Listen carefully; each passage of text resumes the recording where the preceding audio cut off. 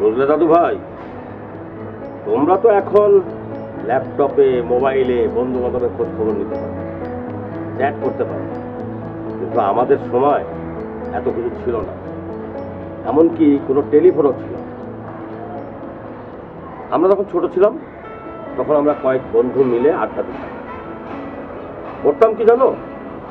কারো গাছের পেয়ারা, কারো গাছের কলা, কারো গাছের আম, এগুলি সব চুরি করে খেতাম আর আড্ডা দিতাম। তার মধ্যে এই যে আমরা কতগুলি বন্ধু বান্ধব ছিলাম, তার মধ্যে একজন ছিল আমার খুব ঘনিষ্ঠ বন্ধু। তার নাম ছিল সুরেশ। অবশ্য সুরেশের সাথে ঘনিষ্ঠতার একটা ব্যাপার ছিল। ব্যাপারটা হলো এই, তার বাবার ছিল মিষ্টির দোকান। আমি সুরেশের সঙ্গে মিষ্টির দোকানে যেতাম, পেট পুরে মিষ্টি খেতাম, দাম দিতাম না, বলেও আসতাম না। একদিন হলো কি, আমরা দুই বন্ধু মিলে খুব মিষ্টি খাচ্ছি, ওর বাবারও ধরে ফেলেছে আমাদেরকে। আর বাঁচি কিভাবে? এই আও বাও করে কোনো রকম দোকান থেকে বেরিয়ে হতো। তারপর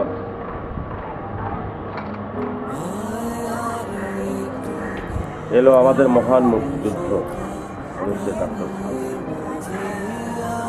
সুরেশ তার বাবা মায়ের সাথে চলে গেল ভারতে রান্না থাকলে।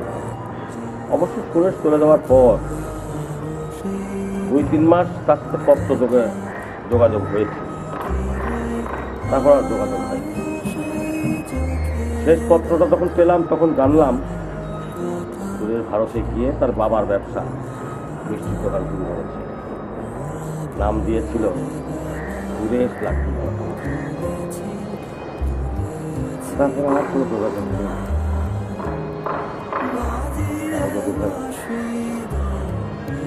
সুরেশটা মিস করছি। সুরেশের কথা কেন জানি বারবার আমার মনে পড়ে।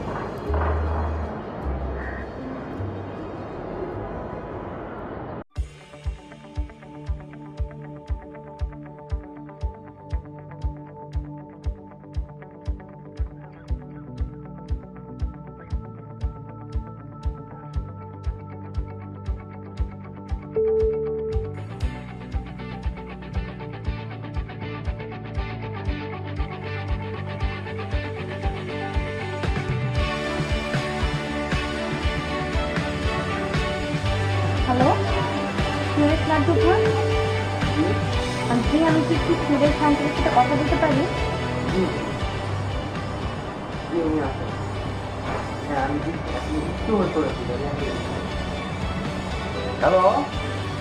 হ্যালো সুরেশ আঙ্কেল, জি আমি আপনার ছোটবেলা বন্ধু আজিজের নাতনি বলছি, বাংলাদেশ থেকে।